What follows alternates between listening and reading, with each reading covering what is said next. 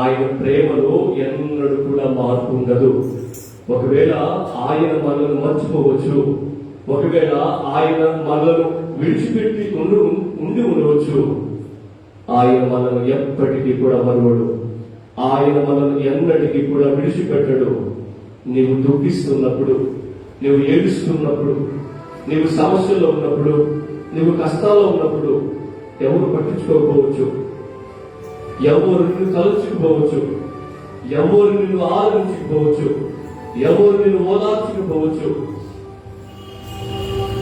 ఎవరు నిన్ను పలకరించకపోవచ్చు. అయితే నీకు వరకు ప్రాణం పెట్టిన దేవుడు ఒక ఆయన ఉన్నాడు. నీ గురించి నిత్యము తలుచుకునే ఒక ఆయన ఉన్నాడు. నేను ఇంకా ఏ రీతిగా బలపరచాలని, నేను ఇంకా ఏ రీతిగా ఆశీర్వదించాలని, నేను ఇంకా ఏ రీతిగా ఆధ్యాత్మిక స్థితిలో బలపరచాలని, నేను ఇంకా ఏ రీతిగా అనేకులకు ఆశీర్వాదకరంగా ఉంచాలని నీ కొరకు తలంచే దేవుడు ఒక ఆయన ఉన్నాడు. ఈరోజు నువ్వు చెప్పాలి, నా యేసే ప్రేమలో ఎన్నటికీ మార్పు లేదని, నా యేసే ప్రేమలో ఎన్నటికీ స్వార్థం లేదని, నా యేసే ప్రేమలో ఎన్నడూ కూడా లాభాన్ని ఆశించలేదని, నా యేసే ప్రేమ నిస్వార్థమైనదని, నా యేసే నాపై చూపిన ప్రేమ ఎవరు చూపలేదని దేవానికి స్తోత్రమయ్యా. ఇప్పుడు మేమేమైతే పలుకుతున్నామో మా అంతరంగంలో స్థిరపరచబడిన మాటలు యేసయ్యానికి స్తోత్రం. అందరూ ఆకాశం చేతులు చాపి, అందరూ ఆకాశం చేతులు చాపి దేవానికి స్తోత్రం అని ఆరాధన చేద్దాం. తల్లి మరచిన గాని నన్ను మరువదన్న ప్రేమ, తండ్రి విడిచిన గాని నన్ను విడువదన్న ప్రేమ, తల్లి మరచిన గాని నన్ను మరువదన్న ప్రేమ, తండ్రి విడిచిన గాని నన్ను విడువదన్న ప్రేమ, నేనేడుస్తుంటే ఎత్తుకున్న ప్రేమ, తన కౌగిల్లో నన్ను హత్తుకున్న ప్రేమ. అందరూ నేనేడుస్తుంటే ఎత్తుకున్న ప్రేమ, తన కౌగిల్లో నన్ను హత్తుకున్న ప్రేమ. ప్రేమ యేసయ్య ప్రేమ, ప్రేమ యేసయ్య ప్రేమ, ప్రేమ యేసయ్య ప్రేమ, ప్రేమ యేసయ్య ప్రేమ. మారనిది మరువనిది, వీరనిది ఎడబాయనిది, మారనిది మరువనిది, వీరనిది ఎడబాయనిది, ప్రేమ యేసయ్య ప్రేమ, ప్రేమ యేసయ్య ప్రేమ. చివరిసారిగా ప్రేమ యేసయ్య ప్రేమ, ప్రేమ యేసయ్య ప్రేమ. పరిశుద్ధుడా, ప్రేమగల తండ్రి, కృపగలిగిన యేసయ్య, స్తుతులకు పాత్రుడా, స్తోత్రాలుడా, వందనీయుడా, ఆరాధనకు ఏకైక యోగ్యుడా, పూజార్హుడా, నిజమే యేసయ్య. నీ ప్రేమ మార్పు లేదు, నీ ప్రేమ మారనిది, నీ ప్రేమ మమ్మల్ని ఎన్నడూ విడువనిది, నీ ప్రేమ మమ్మల్ని ఎన్నడూ ఎడబాయిది. మేము ఏడుస్తుంటే మమ్మల్ని ఎత్తుకుని హత్తుకునే ప్రేమ ప్రభువా, నీ కౌగిట్లో మమ్మల్ని చేర్చుకునే ప్రేమ ప్రభువా, నీకు స్తోత్రం. ఎంతమంది బిడ్డలైతే మనసాలను ఆరాధించారు, శాశ్వతమైన ప్రేమకు వారు వారసులయ్యే భాగ్యము దయచేయమని ప్రార్థన చేస్తున్నాం. లోకంలో ప్రేమను వెలుగుతున్నారేమో,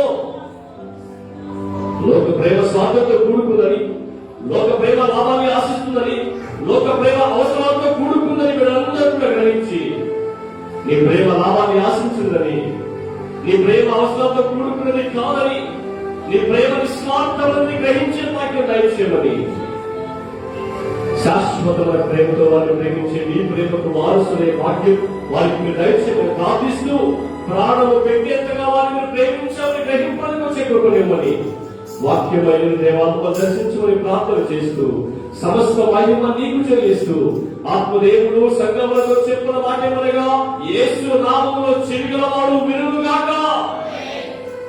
అందరికీ చెవులు ఉన్నాయి ప్రభువా, కానీ విని గ్రహించే చెవులు ప్రతి బిడ్డకి దయచేయమని ప్రార్థిస్తూ యేసుక్రీస్తు నామములో ప్రార్థిస్తున్నాము తండ్రి. ఆమేన్, ఆమేన్, ఆమేన్. త్వరగా కూర్చుందాం, త్వరగా అందరూ కూర్చుందాం. దేవునికి స్తోత్రం.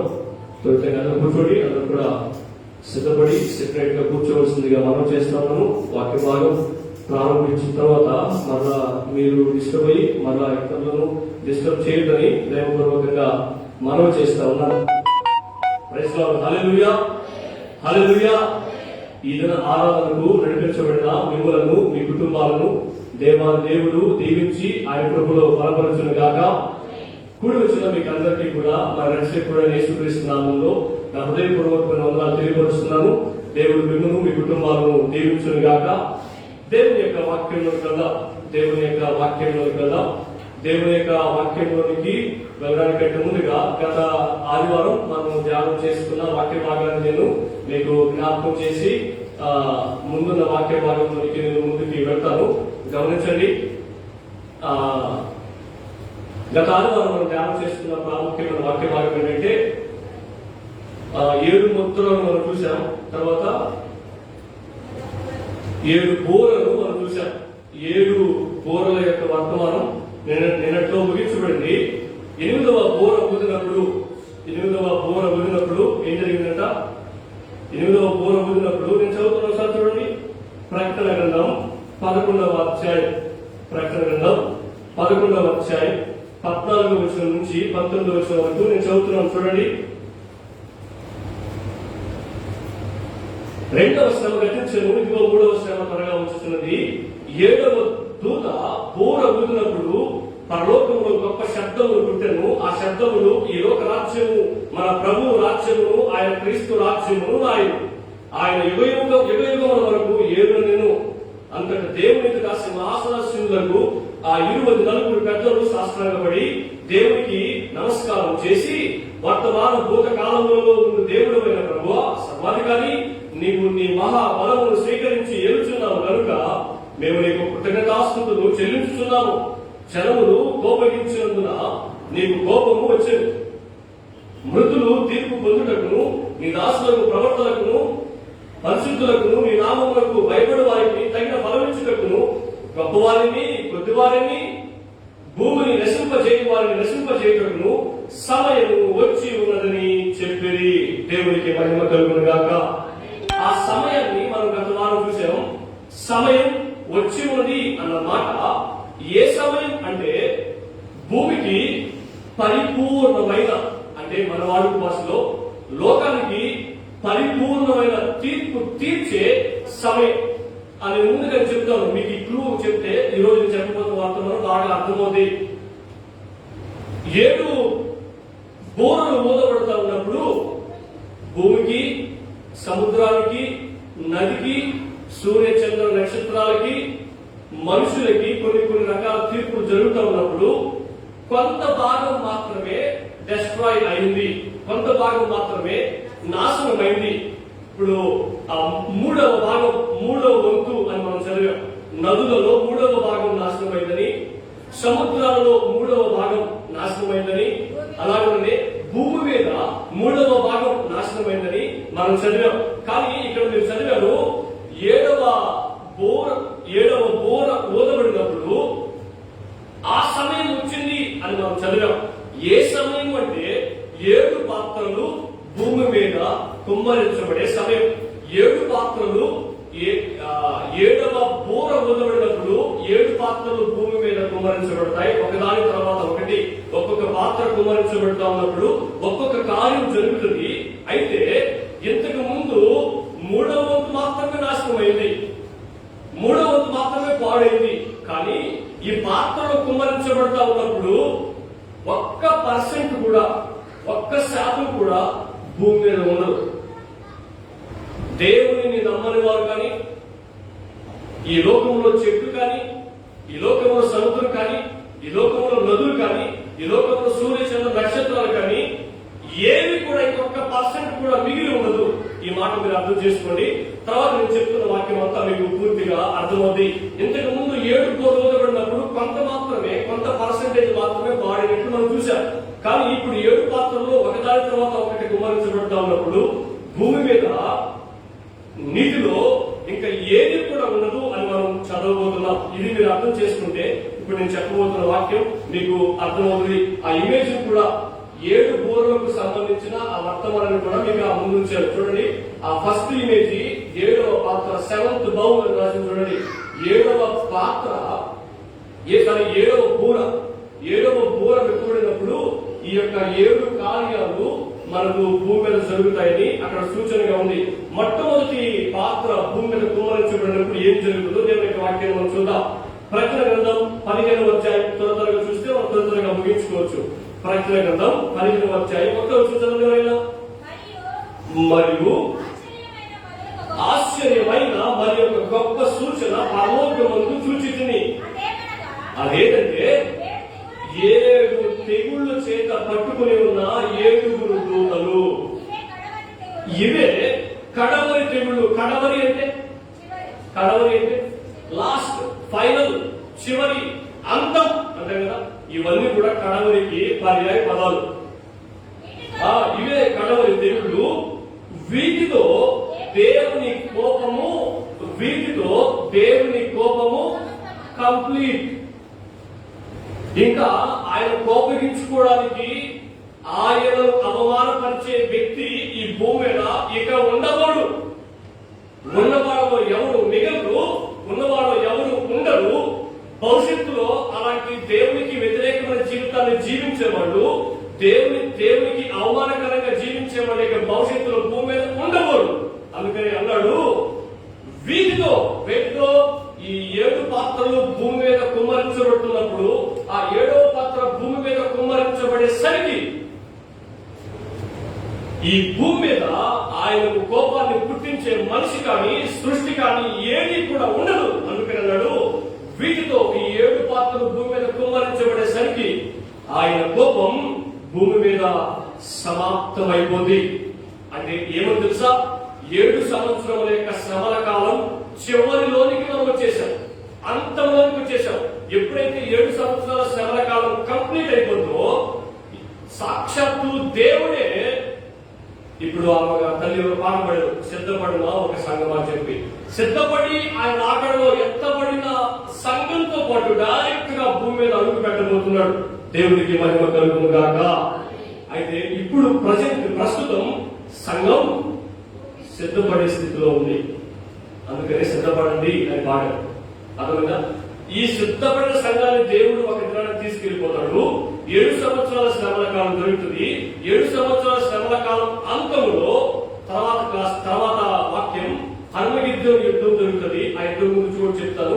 ఆ యుద్ధం జరిగిన వెంటనే డైరెక్ట్ గా దేవుడే భూమి మీద అడుగు పెట్టేస్తాడు. దేవునికి మహిమ కలుగును గాక. అది 2వ రాకడ. దానిని మనం 2వ రాకడ అంటాం. ఇప్పుడు మీరు చెప్పండి, 2వ రాకడ 7 సంవత్సరాల శ్రమల కాలం తర్వాత జరుగుతుందా, ద్వితీయాగమనం సెకండ్ కమింగ్ శ్రమల కాలానికి ముందు జరుగుతుందా? 2వ రాకడ ఎప్పుడు జరుగుతుంది? ఇప్పుడు ఉదాహరణకి ఇది 7 సంవత్సరాల శ్రమల కాలం, ఇది ముందు, ఇది తర్వాత. ఇక్కడ దేవుడు రాకడ సంభవిస్తుందా, ఇక్కడ దేవుడు రాకడ సంభవిస్తుందా? శ్రమల కాలం తర్వాత దేవుని యొక్క రాకడ సంభవిస్తుంది. మరి సంఘాన్ని తీసుకెళ్ళడానికి అది ఏ రాకడ? సీక్రెట్ అని చెప్పాను, మిస్టరీ అని చెప్పాను, మర్మం అని చెప్పాను. అవునా? రహస్య రాకడ. దేవునికి మహిమ కలుగును గాక. దేవుడు చెప్పాడు కదా, నేను ఎవరికి చెప్పకుండా వస్తాను. నేను వచ్చే టైం, సమయం ఎవరికి తెలియదు అన్నాడు. మరి ఎవరికి తెలుస్తుంది? వచ్చే సమయం ఎవరికి తెలియకపోవచ్చు, కానీ బోర ఊదబడే ధ్వని ఎవరైతే సిద్ధపడతారో వాళ్ళందరికీ వినబడుతుంది. సిద్ధపడని వాళ్ళకి ఆ బోర శబ్దం వినబడదు. ఎవరు ఎక్కడిపోయారో, ఎవరు ఏమైపోయారో ఎవరికి అర్థం కాదు. అయోమయకరమైన పరిస్థితుల్లోకి రహస్య రాకడలో వెళ్ళిపోతుంది. అవునా? అక్కడ కాదు, నేను ముందుగా చెప్పాను. ఈ 7 పాత్రలు భూమి మీద కుమ్మరించబడిన తర్వాత పెద్ద యుద్ధం, ఎప్పటికీ జరగని యుద్ధం, ఇప్పటి వరకు ఎప్పుడు జరగని యుద్ధం ఒక యుద్ధం జరుగుతుంది. ఆ యుద్ధం జరిగిన తర్వాత డైరెక్ట్ గా దేవుడు భూమి మీదకి పెట్టబోతున్నాడు. తర్వాత ఏం జరుగుతుందో మనం ముందు నెలలో ధ్యానం చేద్దాం. అయితే 7 పాత్రలో ఒకదాని తర్వాత ఒకటి భూమి మీద కుమ్మరించబడినప్పుడు ఏం జరుగుతుందో మనం యొక్క వాక్యాన్ని చదువుతాం. ప్రకటన గ్రంథం 16వ అధ్యాయం 1వ వచనం మరి 2వ వచనం చదవండి. మరియు మీరు పోయి దేవుని కోపముతో నిండిన 7 పాత్రలను భూమి మీద కుమ్మరించుడని ఆలయము నుండి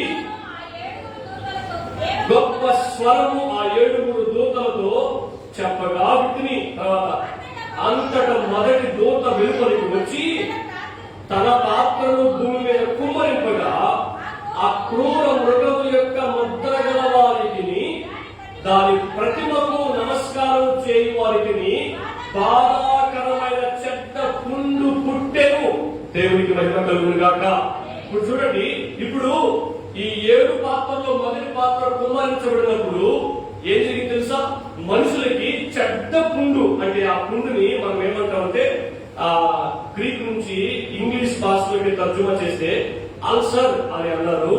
చీము నెత్తులు కారుతున్నప్పుడు ఎటువంటి చెడ్డ వాసన, ఇప్పుడు మనం అంటాం ఏమన్నారంటే కుష్ఠరోగం, పాత రోజుల్లో పెద్ద రోగం అనేమంటారు. ఆ కుష్ఠ వ్యాధి కలిగినప్పుడు ఎలాగైతే చీము నెత్తులు కలిసి కారుతున్నప్పుడు చాలా చెడ్డ వాసన, వర్ణించలేని వాసన ఎలాగైతే వస్తుందో అటువంటి పరిస్థితుల్లోనికి కొంతమంది వెళ్ళిపోతారు. మొట్టమొదటి పాత్ర కుమ్మరించబడినప్పుడు కొంతమంది అనే కాదు, లోకంలో ఎవరైతే చూడండి ఎవరోళ్ళు అంటే అక్కడ రాయడం మాట ఆ క్రూర మృగము యొక్క క్రూరము ఎవరు? క్రీస్తు విరోధి బ్యాచ్. అలా మనం క్రూర మృగము యొక్క ముద్ర గల వారికి ఏట ముద్ర? 666 ముద్ర. క్రీస్తు ఆ క్రూర మృగం యొక్క ముద్ర గల వారికి దాని ప్రతిమకు, ఎవరి ప్రతిమది? క్రీస్తు విరోధి ప్రతిమ ఎక్కడున్నది? యెరూషలేము దేవాలయంలో పులిపిట్ మీద ఉంది. ఎవరు మొహమ్మది? క్రీస్తు విరోధి మొహం. Very good.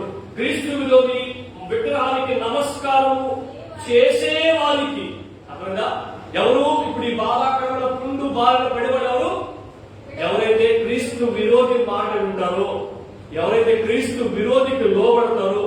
ఇక్కడ ఇంకొక ఆలోచన ఉంది. ఈ క్రీస్తు విరోధి మాట వినే వాళ్ళలో 2 జాబితాలు ఉంటాయి. ఎన్ని జాబితాలు?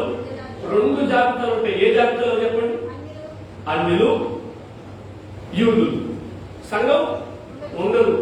యూదుల్లో 2 జాబితాలు ఉన్నాయి. ఏంటి? క్రీస్తు విరోధిని అంగీకరించిన వారి జాబితా ఒకటి, క్రీస్తు విరోధిని అంగీకరించని వారి జాబితా ఒకటి. క్రీస్తు విరోధిని అంగీకరించిన వారు ఎంతమంది? సూపర్. అంతే. హల్లెలూయా. రైట్. మీరందరూ చాలా ప్రాక్టికల్ ఉన్నారు. దేవుడు మనందరూ కూడా దీవించును గాక. రైట్. ఇప్పుడు ఇక్కడ రాయన మాట ఏంటంటే 7 పాత్రల్లో మొదటి పాత్ర భూమి మీద కుమ్మరించబడినప్పుడు ఎవరైతే క్రీస్తు విరోధికి లోబడ్డారో, ఎవరైతే క్రీస్తు విరోధిని ఎవరు లోబడతారు? యూదులు. ఎందుకంటే విగ్రహారాధన అన్యులకేమి కొత్త కాదు. ఈ పనిష్మెంట్ ఎవరికంటే 7 సంవత్సరాల శ్రమకాలం. ఒక్క మాట చెప్తానండి, ఈ పనిష్మెంట్, ఈ శిక్ష, ఈ తీర్పు, ఈ ఉగ్రత, ఈ కోపం ఎవరి మీదంటే మాట వినని యూదుల మీద, అన్య జనుల మీద కాదు. అన్ని జనుల తీర్పు ఎప్పుడు వస్తుంది అంటే భవిష్యత్తులో వస్తుంది. అప్పుడు సమయం వచ్చినప్పుడు చెప్తాను. నేను స్టార్టింగ్ చెప్పిన ఏమో తెలుసా?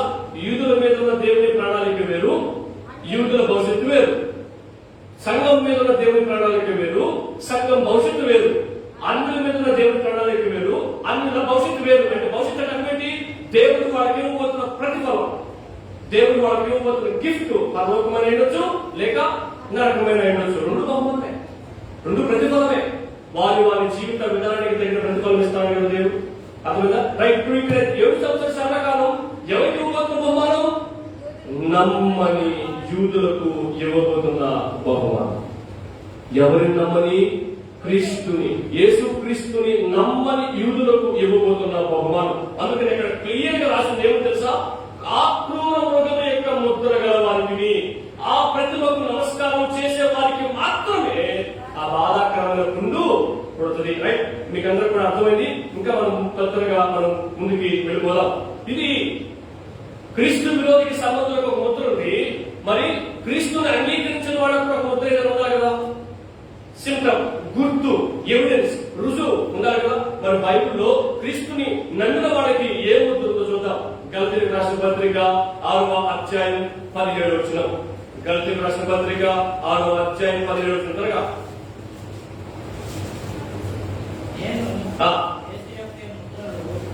నేను యేసు యొక్క ముద్రలు, ఎవరి యొక్క ముద్రలు? ఎవరి యొక్క ముద్రలు? యేసు యొక్క ముద్రలు నా శరీరమందు ధరించి ఉన్నాను. ఇక మీదట ఎవడును నన్ను శ్రమ పెట్టవద్దు. ఇప్పుడు ఎవరి ముద్ర ధరించుకుని ఉన్నారు వాళ్ళు? ఎవరి ముద్రలు? యేసయ్య ముద్రలు ఎవరైతే ధరించుకుంటారో భవిష్యత్తులో శ్రమ పెట్టబడరు. ఎవరి ద్వారా శ్రమ పెట్టబడండి? ఎవరి ద్వారా? అంటే క్రీస్తు విరోధికి శ్రమ పెట్టేంత శక్తి ఉందా? ఈ పాయింట్ మనం బాగా అర్థం కావాలి. ఏమో తెలుసా, లోకంలో సాతానుడు గాని, లోకంలో క్రైస్తవ వ్యతిరేకులు గాని, లోకంలో ఏ పార్టీ అయినా గాని క్రైస్తవులు ఏం చేయరు. మరి ఏమైనా చేస్తున్నాను అంటే అర్థమే తెలుసా, దేవుడే అనుమతిస్తున్నాడు అర్థం. హల్లెలూయా. దేవుడే శ్రమ పెట్టమని ఇప్పుడు క్రీస్తు విరోధికి అధికారం ఇచ్చింది ఎవరు? మనం ముందు చదివాము, యేసయ్యే. ఘట సర్పానికి అధికారం ఇచ్చింది ఎవరు? యేసయ్యే. అబద్ధ ప్రవక్తకి అధికారం ఇచ్చింది ఎవరు? యేసయ్యే. దేవుడు పార్టీ మార్చాడు అర్థం. నేను ఉదాహరణకు చెప్పాను, ఏమో తెలుసా, బబులోనీయులను ఇజ్రాయేలుల మీదకు పంపించింది దేవుడు ఇజ్రాయేలుల పార్టీ నుంచి బబులోను పార్టీ మారాడని కాదు. ఇజ్రాయేలీలను శిక్షించడానికి బబులోనీయులను పంపించాడంటే ఇజ్రాయేలీలు మీరు నా బిడ్డలు కాదు, బబులోనీయులే నా బిడ్డలు అని అంగీకరించాడని కాదు. బబులోనీయులు ఇజ్రాయేలీలను శిక్షించినా దేవుడు బబులోనీయులను శిక్షిస్తాడు. బబులోనీయులు అంటే ఎవరు? అన్యులు. బబులోనీయులు ఇజ్రాయేలీలను ప్రేమించినా బబులోనీయులను శిక్షిస్తాడు. వాళ్ళకి శిక్ష తప్పదు. వీళ్ళని శిక్షించినా శిక్షిస్తాడు. వాళ్ళని వీళ్ళని శిక్షించకపోయినా వాళ్ళు శిక్షిస్తాడు. అర్థమదా? వాళ్ళకి దేవుడు అనుకూలంగా మారాడని కాదు. ఉదాహరణకి క్రీస్తు విరోధి ఈ మారని యూదులను శిక్షిస్తున్నాడు అనుకోండి, క్రీస్తు విరోధిని శిక్షించడా? నేను చెప్పిన పని చేసావు సూపర్ నువ్వు అంటడా? నువ్వు నా బిడ్డవే అంటడా? పర్వ తీసుకుపోతడా? మీకు అర్థమవుతుందా? మీకు అర్థమవుతుందా? దేవుడు ముళ్ళుని ముళ్ళుతో చేస్తాడు. దేవుడు ముళ్ళుని ముళ్ళుతో చేస్తాడు. అది ఎప్పుడు చూద్దాం, మనం దేవుని యొక్క వాక్యంలో చూద్దాం. రైట్, మొట్టమొదటి మనం చూసాం. మొట్టమొదటి పాత్ర కుమ్మరించబడినప్పుడు ఏం జరిగిందంట? చెడ్డ పుండు పుట్టింది. ఎవరిని అది నాశనం చేసిందంటే క్రీస్తు విరోధి యొక్క ముద్ర కలిగిన వాడిని, ఆ యొక్క ప్రతిమకు మొక్కే వాడిని నాశనం చేసింది. రైట్, రెండవ బౌల్, రెండవ పాత్రలోని మనం 16వ అధ్యాయం 3వ వచనం. రెండవ దూత తన పాత్రను సముద్రంలో, ఎక్కడ? ఇందాక మొదటి దూత వెలుపలికి వచ్చి తన పాత్రను భూమి మీద, మొదటి పాత్ర ఎక్కడ? భూమి మీద. రెండవ దూత తన పాత్రను సముద్రములో కుమ్మరింపగా సముద్రము పీనుగా రక్తము వంటిదాయను. ఇది బైబిల్ చెప్తున్న మాట. సముద్రము పీనుగా రక్తము వంటిదాయను. అందువలన సముద్రంలో ఉన్న జీవ జంతువులన్నీ చచ్చిపోయాయి. ఏంటంట? సముద్రంలో ఉన్న జీవ జంతువులన్నీ చచ్చిపోయాయి. మళ్ళా చదువుతున్న చూడండి, మీకు బాగా అర్థమైపోతుంది. రెండవ దూత తన పాత్రను సముద్రంలో కుమ్మరించినప్పుడు సముద్రం అంతా, ఒక భాగం కాదు, మూడో భాగం కాదు, ముక్కాల భాగం కూడా కాదు, సముద్రం అంతా పీనుగ రక్తము వంటిదాయను.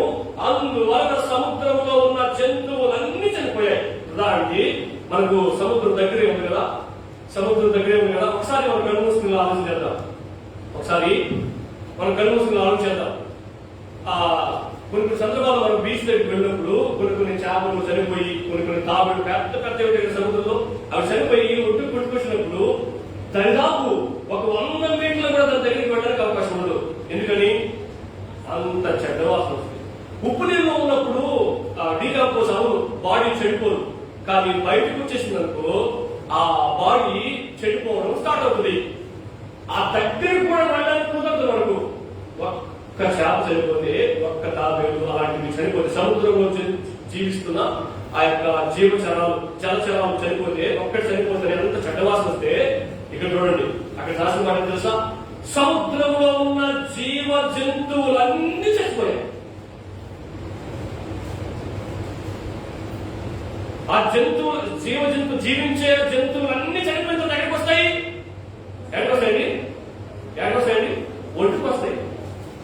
ఒడ్డుకు వస్తాయి. సముద్రంలో ఎన్ని తిమింగలాలు ఉన్నాయి, సముద్రంలో ఎన్ని సరచేపలు ఉన్నాయి, ఇంకా లెక్కలేసుకుంటే సముద్రంలో ఇంకా ఎన్ని ఉన్నాయో ఎవరికి తెలియదు. అవన్నీ ఒక్కసారిగా చచ్చిపోయి సముద్రం అంతా రక్తమైపోయి భూమి మీదకి వస్తే ఒకసారి ఆలోచన చేయండి, ఎంత చెడ్డవాసన వస్తుంది. ఆ రోజుల్లో మనుషులు ఇటువంటి పరిస్థితులను ఎదుర్కోబోతున్నారు. సముద్రం అంతా రక్తంగా మారిపోతుంది. సముద్రంలో ఉన్న జీవించే ప్రతి జీవి చచ్చిపోయి భూమి మీదకి ఒడ్డు పెట్టుకుని వచ్చేస్తుంది. అవి డీకంపోజ్ అవుతున్నప్పుడు దానిలోంచి వచ్చే దుర్వాసన మనిషి నిలబడానికి కూడా కుదరదు. అటువంటి పరిస్థితుల్లోనికి మానవుడు అంత్యదినాల్లో వెళ్ళిపోబోతున్నాడు. 7 సంవత్సరాల అంతంలో వెళ్ళిపోబోతున్నాడు. నేను త్వరగా ముగిస్తా ఉన్నాను, త్వరగా ముందుకెళ్తాను. మనం ఇక్కడ నేర్చుకోవాల్సిన సత్యాలు చాలా ఉన్నాయి. 3వ పాత్రలో వెళ్దాం. 3వ పాత్ర భూమి మీద కుమ్మరించుకున్నప్పుడు నేను చదువుతున్నాను చూడండి. 4వ వచనం నుంచి 7వ వచనం వరకు దీనిగా చదవద్దు, నేను చదవనప్పుడు చదవండి, మనకు సమయం తక్కువ ఉంది కాబట్టి. 3వ దూత తన పాత్రను నదులలోను జలధారలలోను కుమ్మరింపగా, ఎక్కడంట? నదులలో ప్రవహించే జలాల మధ్య కుమ్మరింపగా, అవి ఏవి ఎన్ని నదులు? అన్ని భూమి మీద ఉన్న అన్ని నదులు, ప్రవహించే జలాలు ఉన్న ప్రతి నది కూడా ఏమైందంట? రక్తమయంగా మార్చబడిపోయింది. అర్థమైందా? అప్పుడు వర్తమాన భూతకాలంలో ఉండు పవిత్రుడా, పరిశుద్ధుల రక్తము, ప్రవక్తల రక్తము వారు కార్చినందుకు. ఎవరు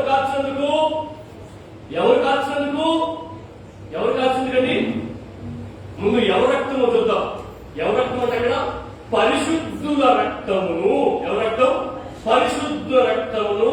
తర్వాత ప్రవక్తలు, యాజకులు, సేవకులు, పాస్టర్ల రక్తమును వారు కార్చినందుకు. ఎవరండి? నాకు మీరు చదివారు. ఈ రోజుల్లో నేటికి కూడా సంఘం భూమి మీద ప్రారంభించబడిన దినము మొదలుకొని పేతురును చంపేశారు, అడ్డంగా సిలువేశారు. యెషయా భక్తుడిని రాంపంతో కోసేశారు, 2 భాగాలు చేసేశారు.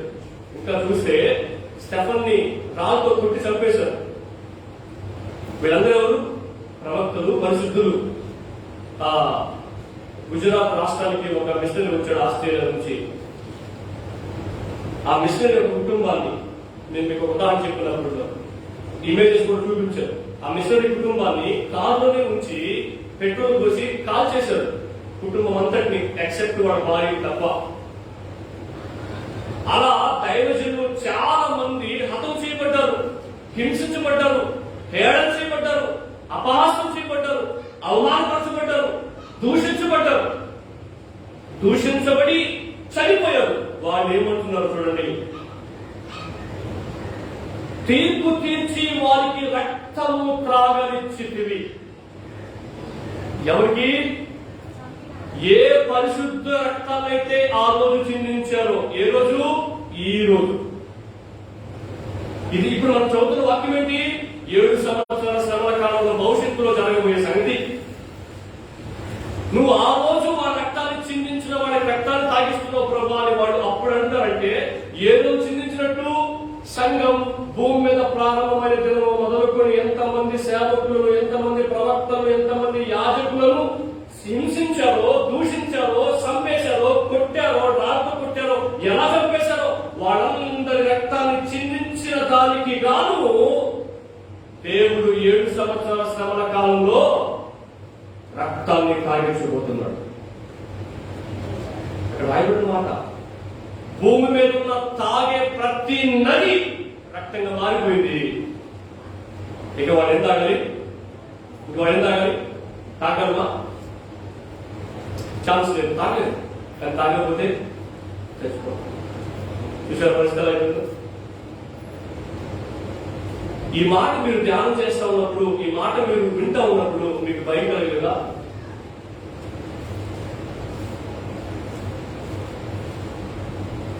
నిన్ను నీవు పరీక్షించుకోవాలి అన్న ఆలోచన కలగలేదా? నిన్ను నీవు ప్రశ్నించుకోవాలి అన్న ఆలోచన కలగలేదా? ఎంత సులువుగా అబద్ధం చెప్పేస్తున్నాం, ఎంత సులువుగా మోసం చేస్తున్నాం, ఎంత సులువుగా డమ్మంగా మాట్లాడేస్తున్నాం, ఎంత సులువుగా ఉన్నదాన్ని సరే లేని దాన్ని ఉన్నట్టు కల్పించేస్తున్నాం.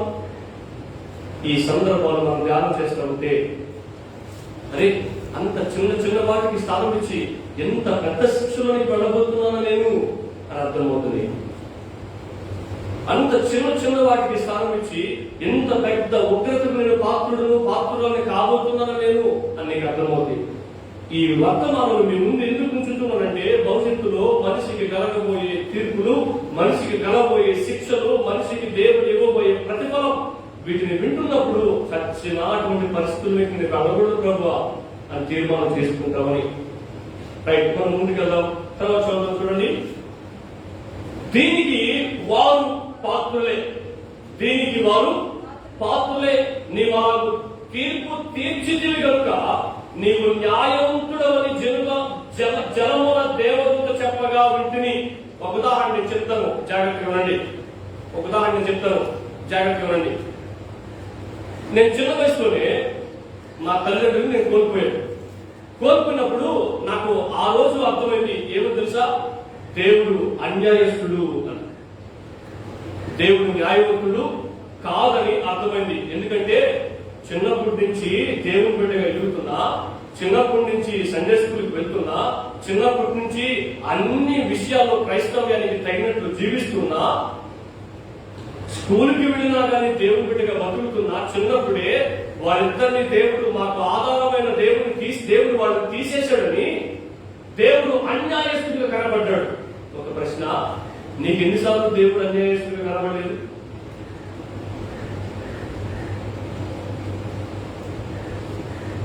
నీకెన్నిసార్లు దేవుడు అనీతిమంతుడిగా కనబడలేదు? నీకెన్నిసార్లు దేవుడు నేను దీనికి అర్హుడిని కాదు అయినా దేవుడు నన్ను శిక్షిస్తున్నాడు అని అనిపించలేదు? నేను దేవుడు పెట్టినే కదా, మరి ఎందుకు నాకు ఇటువంటి పరిస్థితులు వస్తున్నాయి అని అనిపించలేదు? వాళ్ళు ఏమన్నారు తెలుసా? వాళ్ళు దానికి పాత్రులే. ఒకటి. రెండోది ఏమన్నారు తెలుసా? ఇలాగూ నువ్వు తీర్పు తీర్చితివి. ఎలాగూ? మనిషి తాగడానికి నీటినిచ్చి, మనిషిని సృష్టించి, మనిషికి ఆహారాన్ని ఇచ్చిన ఆ దేవుడే ఆ ఆహారాన్ని పాడు చేసేస్తున్నాడు, ఆ నీటిని కలుషితం చేసేస్తున్నాడు. అటువంటి పరిస్థితుల్లో మానవుడు దేవుడిని చూస్తే ఏమనిపిస్తుంది తెలుసా? నువ్వు అన్యాయస్తుడివి అని అనిపిస్తుంది. కానీ వీళ్ళు ఏమని తెలుసా? అటువంటి తీర్పు తీర్చినందుకు నువ్వు న్యాయవంతుడివే ప్రభు అని అనిపిస్తుంది. ఎలా న్యాయవంతుడు అవుతాడు ఆయన? నీకు అన్యాయం చేస్తే దేవుడు ఎలా న్యాయవంతుడు అవుతాడు? అన్యాయం చేసేవాడు అన్యాయస్తుడే అవుతాడు. అన్యాయం చేసేవాడు న్యాయవంతుడు ఎప్పటికీ కాలేడు. కానీ వాళ్ళు ఏమంటున్నారు? మనుషులను అలా నిర్దాక్షిణ్యంగా చంపేయడం న్యాయమే, వాళ్ళు దానికి పాత్రులే అన్నారు. దేన్ని బట్టి దేవుడు వాళ్ళకి న్యాయం తీర్చాడండి? దేన్ని బట్టి దేవుడు వాళ్ళకి న్యాయం తీర్చాడు? దేన్ని బట్టి దేవుడు ఆ యొక్క పుండుని పుట్టించాడు? దేన్ని బట్టి దేవుడు ఆ యొక్క సముద్రంలో ఉన్న ప్రతి జీవిని చంపేశాడు? దేన్ని బట్టి దేవుడు భూమి మీద ఉన్న తాగే ప్రతి నీటి బొట్టుని రక్తంగా మార్చేశాడు? దేన్ని బట్టి? దేన్ని బట్టి? దేన్ని బట్టి? మనిషి యొక్క అవిధేయత, మనిషి యొక్క ఆజ్ఞ అతిక్రమం. ఇది బైబిల్ పరిభాష, మనకు అర్థం కాకపోవచ్చు. దేవుడి మాటను లెక్క చేయకపోవడం, దేవుని మాటకు లోబడకపోవడం. ఎవరైతే నేటికి ఈ మాట మీకు బాగా పరిచయమే, ఇన్ని కోట్ల సార్లు ఉన్నారో, దేవుడి మాట వినని వ్యక్తిని దేవుడు శిక్షిస్తాడని, ఇది మీకు కొత్త కాదు కదా ఈ మాట. దేవుడి మాటకు లోబడిన వ్యక్తిని ఖచ్చితంగా దేవుడు దండిస్తాడు. ఇంతకు ముందు కొన్ని దినాల్లో మనము కొంతమంది పరిస్థితులు ప్రార్థన చేసినప్పుడు మనం విన్నాం, ఏమో తెలుసా, ప్రభువా ఎంత గమ్ముకుంటున్నాయా, నీ గమ్ముకుంటానికి ఎట్లా అనిపిస్తుంది? పరిస్థితులు చూస్తున్నావా? నువ్వు పిలిస్తే వచ్చావు స్వామి, నువ్వు పొమ్మంటే పోతున్నావు స్వామి, నువ్వు చెప్పంటే చెప్తున్నావు, నువ్వు చెప్పిందే కదా చేస్తున్నావు, నువ్వు పొమ్మంటే కదా పోతున్నావు, నువ్వు పిలిస్తేనే కదా వచ్చావు, మరి ఎందుకు గమ్ముకున్నావు? చాలా మంది దేవుడికి ఇలా ప్రార్థన చేశారు. మమ్మల్ని చంపేయడానికి పిలిచావు నువ్వు, నేను నీ పనే కదా చేస్తున్నాను, ఎందుకు ఇటువంటి ప్రతికూలమైన పరిస్థితులు వస్తున్నాయి అని చాలా మంది ఆ రోజు ప్రార్థన చేశారు. అటువంటి ప్రతికూల పరిస్థితులు తీసుకొచ్చే వాళ్ళు చాలా మంది ఉంటారు. మన బంధువులు, మనం యేసు ప్రభువుని నమ్ముకున్నప్పుడు మన బంధువులు మన అపహాస్యం చేసేవాడు. నేను బాపట్లకు వెళ్ళాను, ఈ మధ్యకాలం బాపట్లకు వెళ్తే సహోదరి జ్యోతి అనే ఒక ఆమె ఉంది. ఆ జ్యోతి ముస్లిం మతానికి సంబంధించిన వ్యక్తి. వాళ్ళ బ్యాక్గ్రౌండ్ అంతా ముస్లిం బ్యాక్గ్రౌండే.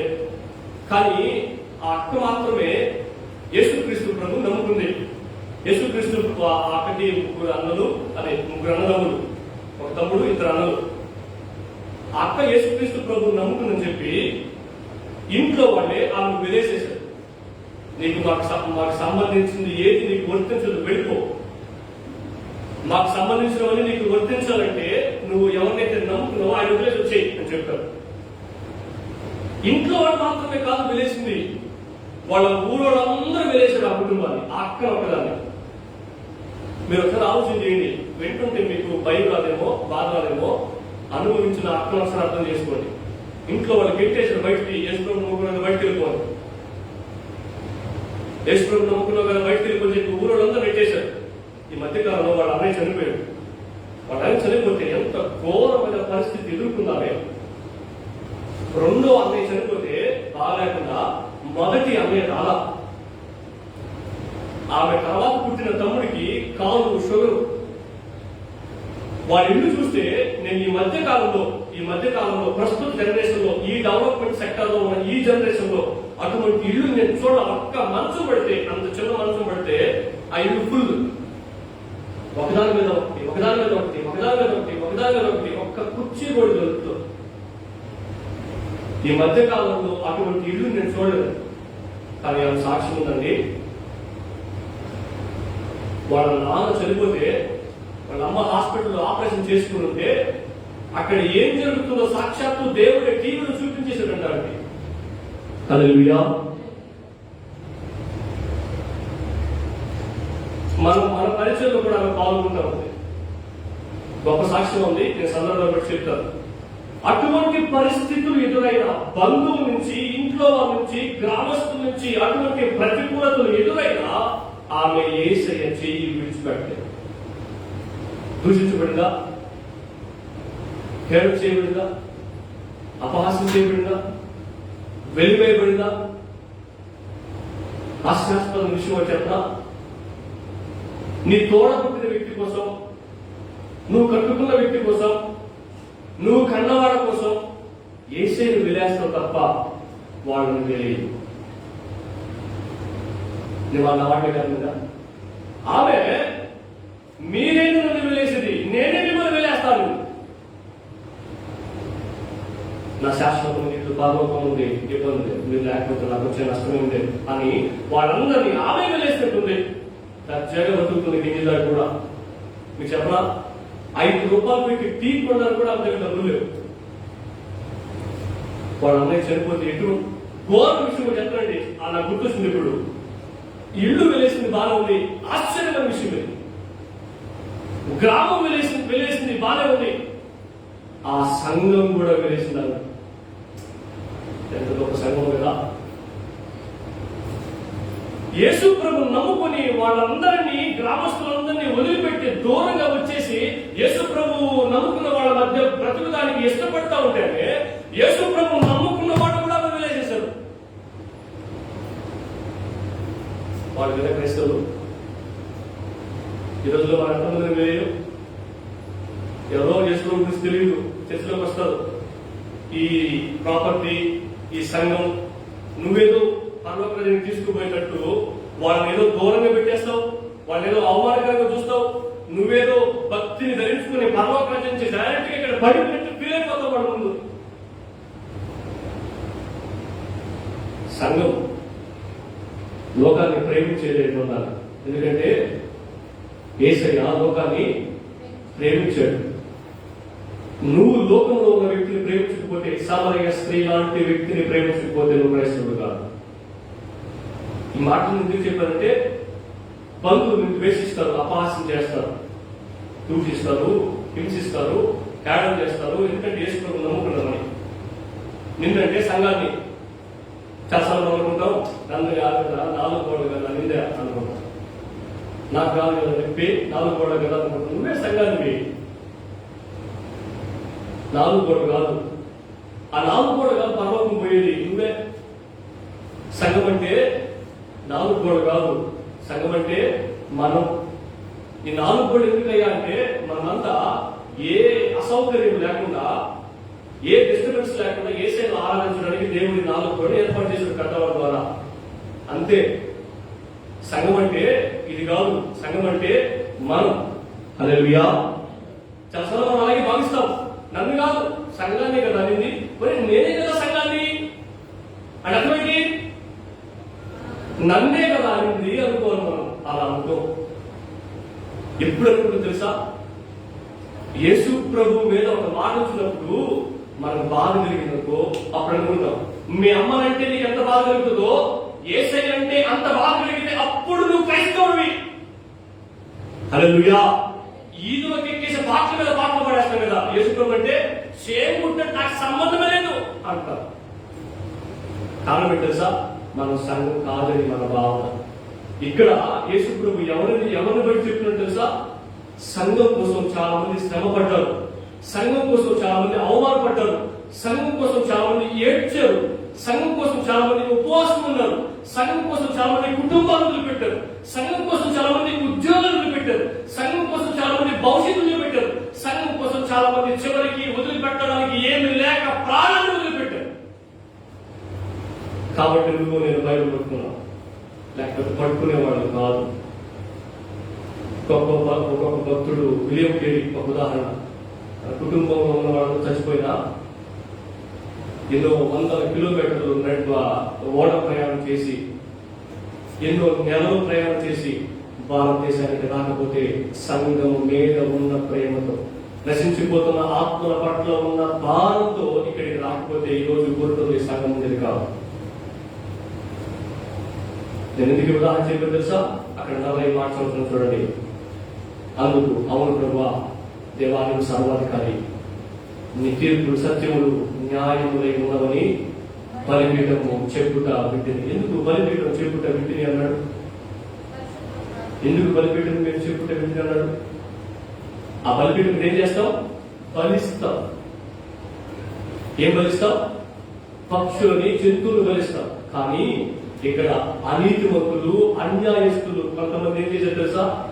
ఎవరినైతే ప్రేమిస్తూ యేసు గురించి పరిచయం చేసి పరలోకాన్ని నడిపించడానికి వ్యక్తులు వచ్చారో మన మధ్యకి, వాళ్ళని చంపేశాం, వాళ్ళని నరికేశాం, వాళ్ళని బలి చేశాం. అందుకని బలిపీఠం మన పరలోకాన్ని రాశాడు. అప్పుడు కొంతమంది ప్రార్థన చేశారు, ప్రభువా వాళ్ళ మధ్యకి మమ్మల్ని పంపించారు, వాళ్ళు మమ్మల్ని చంపేస్తున్నారు. పౌరులు ఒకసారి కొట్టి ఊరవ చేశారు, ఇది శ్మశానం. అటువంటి పరిస్థితులు కూడా వచ్చి మమ్మల్ని చెప్పాడు అనుకోండి, పక్కన పెడతాం. అటువంటి పరిస్థితుల్లో ప్రార్థన చేశారు, అయ్యా ఎందుకయ్యా వాళ్ళు చేసుకున్నప్పుడు నువ్వు అడ్డుపడలేదు, వాళ్ళకి నా విలువ తెలియపరచలేదు, వాళ్ళని ఏం పంపిస్తే వచ్చాను చెప్పచ్చు కదా ప్రభు అంటే, కాసేపు ఆగురా అన్నాడు. ఎంతసేపు ప్రభు అంటే 7 సంవత్సరాల సేవగా చివరికి చెప్తా ఉంటుంది అన్నాడు. ఆ చివరికి మనం చదువుతున్నాం, ఏమో తెలుసా? ఎవరి రక్తాన్నైతే వాళ్ళు చిందించారో అదే రక్తాన్ని వాళ్ళ చేత దేవుడు తాగించబోతున్నాడు. ఈ మాట మీకు అర్థమవుతుందా? ఈ మాట మీకు ఈ మాట మీకు బాగా అర్థమైతే ఈ సత్యం అర్థమవుతుంది. ఏమో తెలుసా? దేవుడు ఎవరిని వదిలిపెట్టాడు. దేవుడు ఎవరిని వదిలిపెట్టాడు. దేవుడి కంటే గొప్పవాడు ఎవరి లోకంలో లేడు. ఆయన కింద ఉన్న వాళ్ళే అందరూ. అందుకంటే సర్వ అధికారి ఆయన. డబ్బున్నోడికి న్యాయం తీర్చేయగలడు, ఐశ్వర్యవంతుడికి న్యాయం తీర్చేవాడు ఈ లోకంలో న్యాయం డబ్బులు ఒక రకంగా, డబ్బు లేని ఒక రకంగా మారిపోవచ్చు, కానీ దేవుని ఎదుట డబ్బులు ఒక రకంగా, డబ్బు లేని ఒక రకంగా న్యాయం మారదు. అందుకనే ఆయన పేరు సర్వ అధికారి అని రాయబడి ఉంది. ఒక మాట చదవండి, ఫిలిప్పీయులకు రాసిన పత్రిక 1వ అధ్యాయం 30వ వచనం. త్వరగా ఫిలిప్పీయులకు రాసిన పత్రిక 1వ అధ్యాయం 30వ వచనం.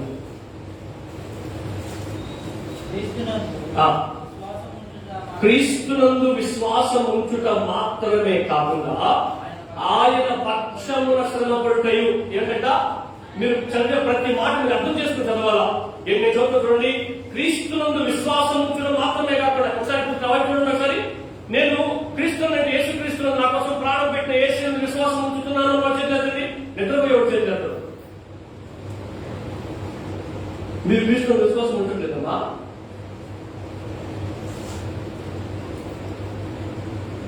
రైట్, నేను క్రీస్తునందు విశ్వాసం ఉంచడం మాత్రమే కాకుండా ఏంటంట ఇప్పుడు చేశాను. నువ్వు ఆయన పక్షంలో శ్రమపడుతున్నావా? అదే రాయబడి ఉంది. క్రీస్తునందు విశ్వాసం ఉంచితే మసి చేసుకుని కూర్చున్నా అది మనకందరూ తెలిసిందే. మనం అందరికి ఉన్నాం కాబట్టి క్రీస్తునందు విశ్వాసం ఉంచిన వాళ్ళకి మనం కాదు. నేను క్రీస్తుని విశ్వాసం ఉంచలేదు అన్నవాళ్ళు ఎవరు లేరు ఇక్కడ. అందరూ ఉన్నట్టు క్రీస్తుని విశ్వాసం ఉంచిన వాళ్ళే. కానీ ఇక్కడ అన్నమాట, ఆయన పక్షమున శ్రమ పడుటయు, ఆయన పక్షమున మీకు అంటే అర్థమేంటి? యేసు ప్రభు పక్షమున శ్రమ పడటం మనకి ఎవరు గ్రహించాడు? That's real blessing. అదే నిజమైన ఆశీర్వాదం. మీరు అనుకుంటారు ఆశీర్వాదం అంటే డబ్బులు సంపాదించడం అని, ఆశీర్వాదం అంటే మాస్కుని గుడ్డు వేసి తెల్లగుడ్లు వేసుకోవడం అని, ఆశీర్వాదం అంటే అంతస్తులు కట్టడం అని, ఆశీర్వాదం అంటే పెళ్లిళ్ళు జరగడం అని, ఇంకా చాలా ఉన్నాయి కదా లోక సమాజంలో ఇప్పటి వరకు మీరు ఎవరే. ఆశీర్వాదం అంటే ఏం తెలుసా? ఇక్కడ క్రీస్తు నిమిత్తం శ్రమ పడడం. ఒక మాట చెప్తాను, యేసు ప్రభువు నమ్ముకున్న నువ్వు బైబిల్ పట్టుకుని లోకంలోకి వెళ్ళి యేసు ప్రభు నిజమైన దేవుడిని చెప్తే చంపేస్తానుకో. ఎంతమంది పట్టుకుంటారు బైబిల్ చెప్పండి?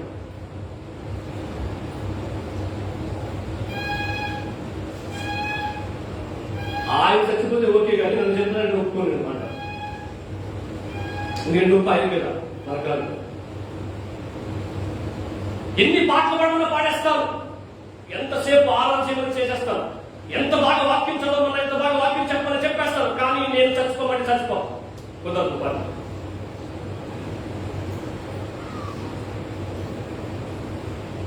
కదండి, క్రీస్తుని విశ్వాసం మాత్రమే కాదు, ఎవరి పక్షాన? దేవుని పక్షాన శ్రమపడ్డం దేవుడే మనకు అనుగ్రహించిన భాగ్యం. హల్లెలూయా. ఇప్పుడు చెప్పండి, యేసు ఒకసారి అన్నాడు, మీరు ఎవరు తనలో చెప్పుకుంటూ వస్తూ నా నిమిత్తం మీరు మిమ్మల్ని హింసించినా, దూషించినా, కొట్టినా, తిట్టినా, అవమానపరిచినా మీరు ధన్యులుగా బాబు అన్నాడు. బాధపడబాకండి, దిగుపడబాకండి, అవమానం కలిగిందే అని ఏడవబాకండి. పరలోకమందు మీ ఫలం ఎప్పుడు ఆత్మ వచ్చేస్తుంది పిల్లలకి. ఎప్పుడు ఆ ఫలం వస్తుంది? బేమా తీర్పులో.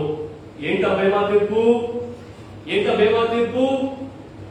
దేవుడు కొన్ని కిరీటాలు పెట్టారు చూసారా? మధ్యాకాశంలోకి వచ్చి రహస్యంగా సిద్ధపడిన సంఘాన్ని తీసుకుని వెళ్లిపోయి అక్కడ కొరెక్కుల వివాహ మహోత్సవం జరుగుతున్నప్పుడు వారి క్రియలకు తగిన ప్రతిఫలం అక్కడ ఇచ్చేశాడు. సంఘానికి ప్రతిఫలం ఇచ్చాడా? ఇప్పుడు యూదులకు మాట వినని యూదులకు ప్రతిఫలం ఇస్తున్నాడు. కొద్ది దినాల తర్వాత మాట వినని అన్యులకు ప్రతిఫలం ఇస్తాడు. ఎవరిని వదిలిపెట్టాడు దేవుడు? ఎవరిని వదిలిపెట్టాడు? చేయడానికి బాధపడుతున్నారేమో వారి క్రియలకు తగిన జీవితం దేవుడు ఖచ్చితంగా ఇస్తాడు. You don't worry about that. అర్థమైందా? ఇక్కడ రాయడం వాడేది దేవుని పక్షమున శ్రమ పట్టబడడం. అమ్మా, దేవుని సన్నిధికి రావడమే మనకు కష్టం. దేవుడి పనిలో ఒక బాధ్యతను తీసుకోవడమే మనకు చాలా కష్టం. దేవుణ్ణి ఎవరైనా ఏమన్నా అంటే దేవుని పక్షాన నిలబడడం చాలా కష్టం. మరి దేవుని పక్షాన నిలబడి శ్రమ పెట్టబడే స్థితిలోనికి ఎలా వెళ్తారు? మాట చెప్పిన ఎంతో మంది ఎండలో కాల్తే ఈ రోజు మనం నీడబడిన కూర్చోగలిగాం. వాళ్ళు ఎవరి పక్షాన శ్రమ పెట్టబడ్డారు? వాళ్ళకి దేవుడు బహుమానిస్తాడు. మరి మన సంగతి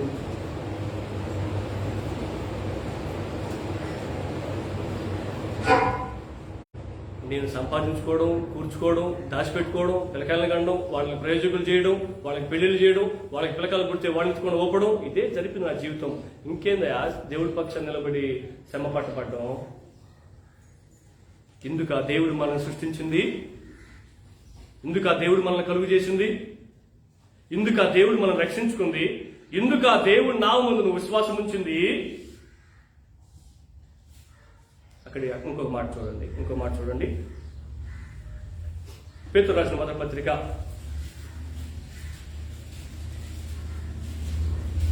4వ అధ్యాయం 16వ వచనం.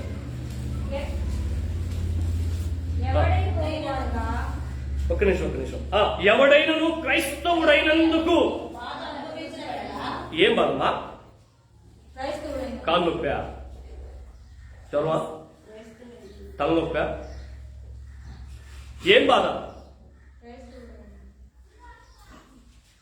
ఎప్పుడైనా మీరు వచ్చి ముందుకు వచ్చి, మా ఆయన నశించిపోతున్నాడు, ఆయన కోసం ప్రార్థన చేయండి. చర్చికి రాని వాళ్ళు మా ఇంట్లో చాలా మంది ఉన్నారు, వాళ్ళ కోసం ప్రార్థన చేయండి. నశించిపోతున్న వాళ్ళు మా గ్రామస్తుల్లో చాలా మంది ఉన్నారు, వారి కోసం ప్రార్థన చేయండి. నేను ఇంకా దేవునికి లోబడలేదు, నా కోసం ప్రార్థన చేయండి అని ఎప్పుడు అడిగారా?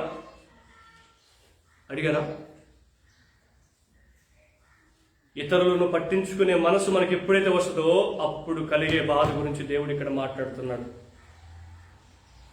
ఇతరులు నశించిపోతున్నప్పుడు మన సహజంగా మానవ స్వభావం ఏంటంటే ఏం పాపం చేశారు ఈ గతి పట్టింది అంటాం. అయ్యో వీళ్ళు తెలియక నశించిపోతున్నారే, వీళ్ళు తెలియక పాపంలో ఉన్నారే, ప్రభువా వాళ్ళని రక్షించకూడదా?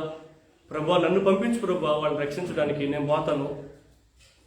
నేను వాళ్ళ కోసం ఉపవాసం ప్రార్థన చేస్తానయ్యా, వాళ్ళు మారడానికి కొంత సమయాన్ని కేటాయిస్తానయ్యా, వాళ్ళు మారడానికి కొంత ధనాన్ని కేటాయిస్తానయ్యా. యాడుంది క్రైస్తవ్యం? నువ్వు ఆడున్నావు?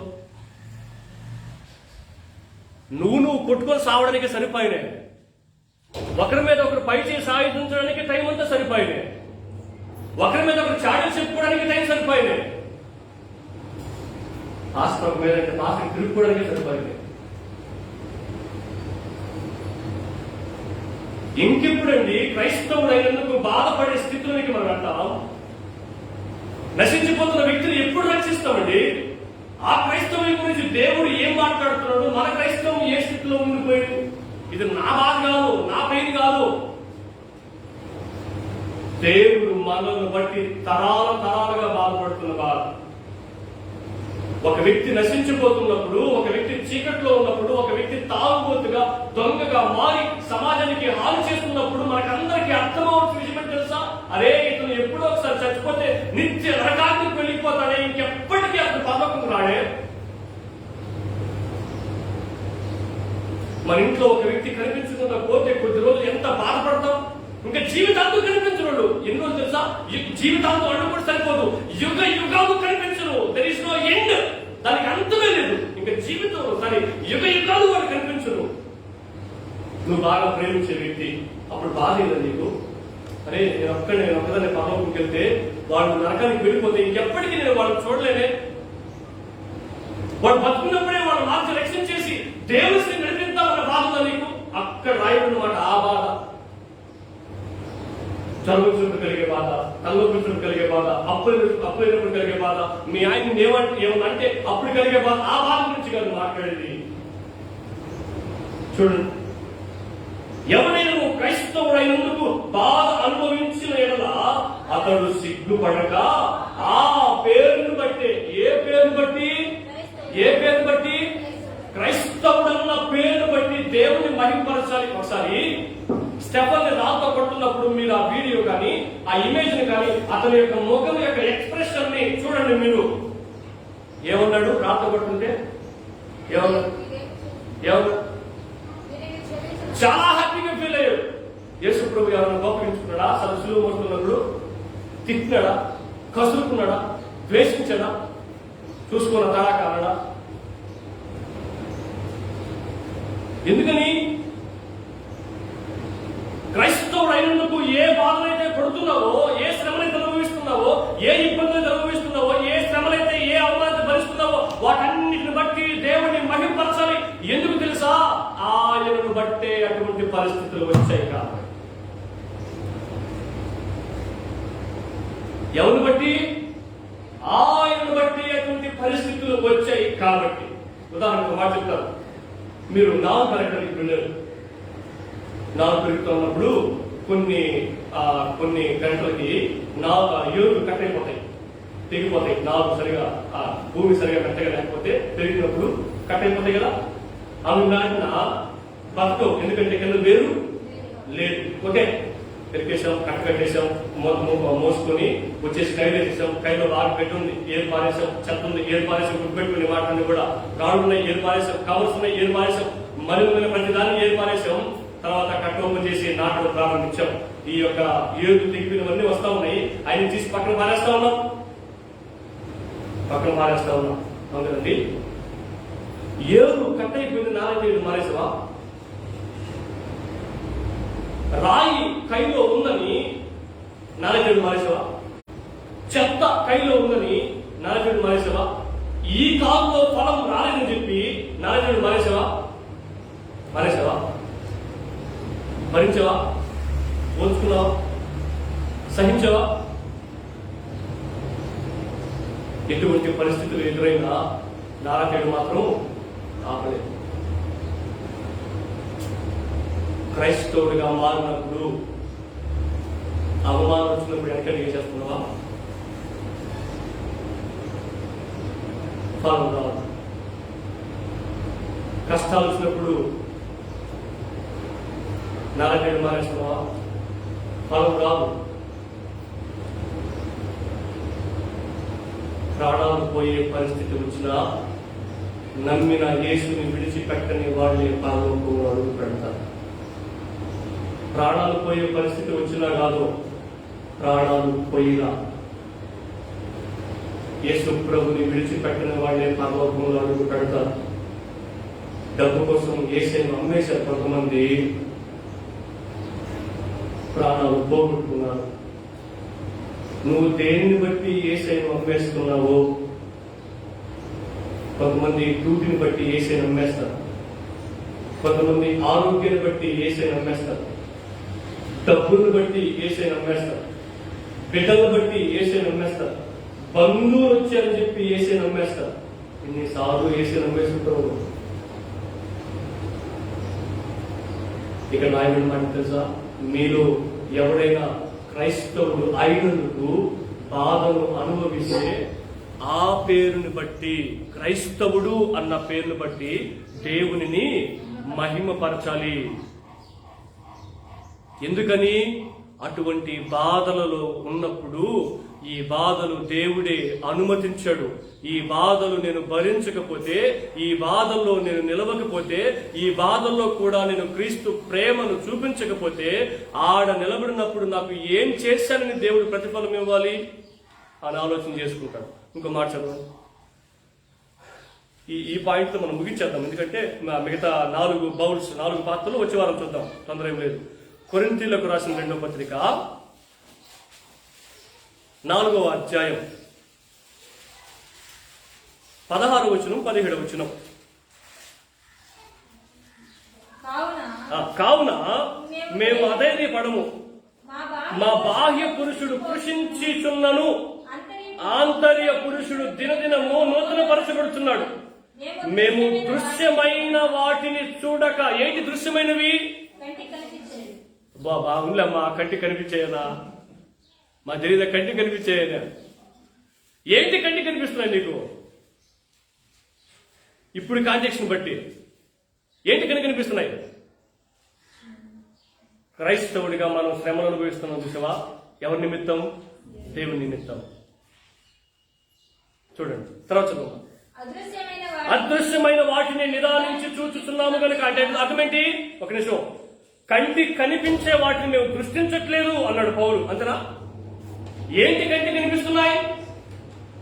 క్రైస్తవునిగా మారినందువలన వచ్చిన శ్రమలు, క్రీస్తు నిమిత్తం భరించే శ్రమలు, క్రీస్తు నిమిత్తం భరించే ఆటంకాలు, అవమానాలు, నిందలు, అపహాస్యాలు, హింసలు, దూషణలు, వీటన్ని నా కంటికి కనిపిస్తున్నాయి. కానీ నేను వాటిని పట్టించుకోవట్లేదు, నేను వాటిని లెక్క చేయట్లేదు.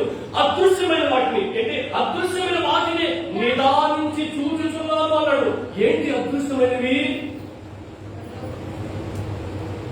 ఏంటి అదృశ్యమైనవి? రేపు సంఘం మధ్యాకాశంలో ఉన్నప్పుడు దేవుడు పేరు పెట్టి పిలిచి, రా సూపర శరాసనము, బడా నమ్మకం, మంచి దాస్తుగా, మంచి దాస్తులు ఇవ్వండి బహుమానం అని ఇస్తాడు. చూసాడా? అది ఇంకా కంటికి కనిపించదా? పౌరుకి ఇప్పుడు కనిపించిందా? కనిపించలే. ఎప్పుడు కనిపిస్తుంది? ఎప్పుడు కనిపిస్తుంది? అక్కడ నిలబడినప్పుడు కనిపిస్తుంది. సంఘం అక్కడికి వెళ్ళినప్పుడు కనిపిస్తుంది. ఆయన ఏమన్నా తెలుసా? ఇప్పుడు నా కంటికి కనిపించే శ్రమం నేను చూడట్లే, కంటికి కనిపించే ఇబ్బందులు నేను చూడట్లే, కంటికి కనిపించే ఏ ఇబ్బందులు నేను చూడట్లే. మరి ఏం చూస్తున్నావా అంటే అదృశ్యమైన కొన్ని బహుమానాలు దేవుడు ఇవ్వబోతున్నాడు. ఆయన మధ్యాకాశంలో నేను వాటిని వస్తున్నానయ్యా అన్నాడు. మీరు ఏమన్నా తీర్మానం చేస్తున్నారా? అట్లయితే అంటే దేవుడే అనుమతించాడు. అందులో దేవుడి సారి మధ్యాకాశంలో దేవుడిచ్చే బహుమానంపై మనం గురి పెట్టాలి కానీ, దృష్టి పెట్టాలి కానీ, వీటి మీద దృష్టి పెట్టకూడదు. దేవుడు అనుమతిస్తే పరిస్థితి వస్తే వాడు మారంటే కదా అని ఏమైనా అనుకున్నావా? ఉన్నాయి వాళ్ళు అన్నారు. చర్చికి రా, మొదటి పాలు, ఓరింటికి పో, ఇంకా గ్రూప్ రాజకీయాలు, గ్రూపులు కట్టడాలు, బైబిల్కి వ్యతిరేకమైన జీవితం, బైబిల్ నుంచి బయటకు వచ్చేస్తే క్రైస్తవులు చర్చికి వెళ్తూనే ఉంటాం, పాట పాడుతూనే ఉంటాం, ప్రార్థన చేస్తూనే ఉంటాం, వాక్యం ఉంటూనే ఉంటాం. కానీ బైబిల్ నుంచి బయటకు వచ్చిన జీవితాన్ని జీవించేస్తాం. చూసారాక ఇక్కడ రాయబడిన మాటదే. పౌలు ఏమని తెలుసా? కంటి కనిపించే వాటి మీద దృష్టి పెట్టట్లేదు, అక్కడ దేవుడు నాకు ఇవ్వబోతున్నాడు, వాటి మీద నేను దృష్టి పెట్టాను అన్నాడు. చూడండి, నెక్స్ట్ వచ్చి క్షణమాత్రముందు మా చులకన శ్రమ. ఒక నిమిషం తల్లి. పౌలు చచ్చిపోయేంత శ్రమ అనుభవించాడు. మా ఊరికి రాక పుట్టాడు. అటువంటి శ్రమలు అనుభవించి కూడా ఏమని తెలుసా?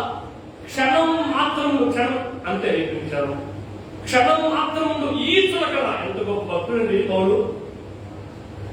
అటువంటి వాస్తవంగా మనకు చీములు ఉంటుంది కదా, ఉన్నప్పుడు చాలా బాధ వస్తుంది, చాలా కోపం వస్తుంది, చాలా ద్వేషం వస్తుంది, పగ పెట్టుకుంటాం లోపల. కానీ ఆయన ఏమని తెలుసా? ఎవరైతే శ్రమ పట్టబడ్డారో వాళ్ళని ఉద్దేశించి చెప్తున్న తెలుసా? క్షణం ఉండే ఈ చులకన అంటే దేవుడు ఇవ్వబోయే బహుమానాన్ని గొప్పలు చేశాడు, కానీ ఆయన భరిస్తున్న శ్రమలను కేర్లెస్ చేశాడు. అనుకుంటాం మనం దేవుడు ఇవ్వబోయే బహుమానాన్ని చులకన చేస్తాం, మన ముందున్న శ్రమను పెద్దలు చేసి సమస్యగా క్రియేట్ చేస్తున్నాం. అందుకని ఏమని తెలుసా? బయట నుంచి మనం బయటకు చేసాము. క్షణమాత్రం ముందు మా చులకని శ్రమ కొరకు అంతకంతకు ఎక్కువగా నిత్యమైన మహిమ భారము కలుగజేస్తుంది. అంటే అర్థమేంటి? క్రీస్తు నిమిత్తం నేను ఇప్పటి వరకు పడిన శ్రమ చాలా తక్కువ భావిస్తున్నా, ఎంతకంటే ఎక్కువ శ్రమ పెట్టబడడానికి నేను ఆశపడుతున్నా అన్నాడు పౌలు. నువ్వు ఆ దేశం వస్తావు అదలే. నెక్స్ట్ ఏదైనా దృశ్యమైనవి అంటే దృశ్యమైనవి ఏంటి? మళ్ళీ కంటి కనిపిస్తాడు. దృశ్యమైనవి ఏంటి? కంటి కనిపించేది ఏంటి? క్రీస్తు నిమిత్తం భరించే శ్రమ, క్రీస్తు నిమిత్తం భరించే కష్టం. కంటి కనిపించేది క్రీస్తు నిమిత్తం భరించే కష్టం అదృశ్యది, అనిత్యం. అంటే ఏంటి? ఎక్కువ రోజులు ఉండదు, శాశ్వత కాలం ఉండదు. అది అర్థమా? అదృశ్యమైనవి సరి కంటికి కనిపించేవి అనిత్యములు, నిత్యము ఉండేవి. క్రీస్తు నిమిత్తం పడే శ్రమలు నిత్యము ఉండేవి కాదు. మరి ఎంతకాలం ఉంటాయి? కొంతకాలమే. అది ఆ కొంతకాలం ఎంత? చచ్చిపోయినాను ఈ లోకం బతుకున్నంత వరకు. మరి నిత్యం పరలోకం, అక్కడ రాయబడినమాట అదృశ్యమైనవి నిత్యములు, కంటికి కనిపించనివి నిత్యములు. ఏంటి కంటికి కనిపించవు? ఏంటి కంటికి కనిపించనివి? దేవుడి ఇవ్వబోయే బహుమానాలు, ప్రైజ్ మనీ, గిఫ్ట్, బహుమానం. కంటికి కనిపించే శ్రమలను సులభం చేసిన పౌలు కంటికి కనిపించని బహుమానాల కొరకు దృష్టి పెట్టాడు. ఇంకా నేను క్రీస్తు నిమిత్తం శ్రమ పట్టబడ్డానికి ఆశపడుతున్నా అన్నాడు. ఈరోజు మీరు తీర్మానం చేసుకోండి, భూమి మీదకి అటువంటి తీర్పులు రాబోతున్నప్పుడు 3 పాత్రలు మనం చూశాం. 3 పాత్రలు భూమి మీద కుమరించబడుతున్నప్పుడు చాలా మంది ప్రభువా ఆ తీర్పు తీర్చుకున్నప్పుడు నువ్వు న్యాయవంతుడివే అన్నారు. ఎందుకంటే తెలుసా, పరిచర్య జరగనీయకుండా, సేవ జరగనీయకుండా ఆటంకంగా మారిన వారందరినీ దేవుడు కూడా ఒక దినాన పేరు పిలిచి అక్కడ రాయబడిన మాట శిక్షిస్తున్నాడు అని మనం అంటున్నాం, శిక్షించబోతున్నాడు అని మనం అంటున్నాం. కానీ అక్కడ బైబిల్ రాయబడిన మాటలు తెలుసా, ఏ రక్తాన్ని అయితే వాడు చిందించారో ఆ రక్తాన్ని వాడి చేత నేను తాగిస్తా అన్నాడు. తీర్మానం చేసుకోండి, గుర్తుపెట్టుకోండి. ఇటువంటి పరిస్థితులు ఉన్నప్పుడు సంఘం భూమి మీద ఉండదు. మనమెంత అదృష్టవంతుల్ని, మనమెంత ధన్యులని, మనకెంత భాగ్యం కలిగింది. యేసయ్య దయ వల్ల కృపను నిరర్ధకం చేయొద్దు. దేవుడిచ్చిన గొప్ప అవకాశాన్ని నిరర్ధకం చేయొద్దు, వృధా చేసుకోవద్దు. అల్పకాల పాప భోగాలకి జీవితంలో స్థానం నుంచి దేవుడిచ్చే గొప్ప బహుమానాన్ని కోల్పోవద్దు. కోల్పోను ప్రభు అంటే తల ఉంచి ప్రార్థన చేద్దాం. కోల్పోకూడదు అనుకుంటే తల ఉంచి ప్రార్థన చేద్దాం. దేవుడితో మాట్లాడు, దేవుని సన్నిధిలో తీర్మానం చేసుకో, దేవుడితో మాట్లాడు.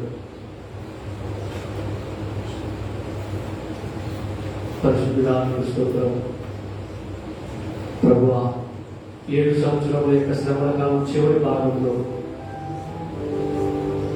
7వ దూత, చివరి దూత పోరబోతున్నప్పుడు దేవా 7 పాత్రలు ఒకదాని తర్వాత ఒకటి భూమి మీద కుమ్మరించబడతాయి. యేసయ్యా, ఎంతమంది అయితే నీ నామమును విశ్వసించిన వాడు ఉన్నారో వారందరూ ఉగ్రతకు గురి కాబోతున్నారని దేవా ఈరోజు మాతో మాట్లాడారు. నీ నిమిత్తం శ్రమపట్టబడడం నీవు మాకు ఇచ్చిన వాక్యం. నీ నిమిత్తం కష్టాల గుండా వెళ్ళడం నీవు మాకు ఇచ్చిన గొప్ప ధన్యత. నిజమే, నీ ప్రేమను గుర్తెరగిన వాళ్ళు వ్యతిరేకిస్తారు, నీ ప్రేమను గుర్తెరగిన వాళ్ళు నిన్ను అవమానపరుస్తారు, నీ ప్రేమను గుర్తెరగిన వాళ్ళు నిన్ను దూషిస్తారు. అటువంటి పరిస్థితులు కూడా మేము వెళుతూ ఉన్నప్పుడు సమన్వయం పాటించేటప్పునివ్వండి, ప్రేమించే మనసునివ్వండి, క్షమించే మనసునివ్వండి. నీ ప్రేమను క్రియలను కనపరిచే కృపను ప్రార్థిస్తున్నా. ఒకవేళ ఈ ప్రార్థనలో ఏకీభవిస్తున్న బిడ్డలలో ఎవరైనా ఇంకా శ్రమ పెట్టబడే స్థితిలో నుంచి శ్రమ పెట్టే స్థితిలో ఉన్నారేమో, నీ నిమిత్తం అవమానమును భరించే స్థితిలో నుంచి నీ నామమును అవమానపరుస్తూ ఉన్నారేమో, దయతో వారిని క్షమించండి ప్రభువా. నీవు త్వరగా రాబోతున్నామని గ్రహించి వారిలో ఉన్న ప్రతి లోపాన్ని సరిచేసుకొని నీ బిడ్డలుగా పిలువబడ్డకు, నీ రాకడ కొరకు సంసిద్ధపరచబడ్డకు మచ్చైనా, నాగైనా, కళంకమైనా, ముడతైనా అటుది ఏదైనా లేకుండా నిష్కళంకమైన వధువుగా తాము సిద్ధపరచుకొని వరుడైన మిమ్మల్ని ఎదుర్కొనే భాగ్యం ప్రతి బిడ్డకి దయచేయమని ఈ లైవ్ ద్వారా వీక్షిస్తున్న ప్రతి బిడ్డను కూడా మీరు ఆ రీతిగా సంసిద్ధపరచుకుని ప్రార్థిస్తూ యేసుక్రీస్తు నామములో ప్రార్థిస్తున్నాము తండ్రి. ఆమేన్, ఆమేన్, ఆమేన్. దేవునికి స్తోత్రం. ఈ యొక్క సమయంలో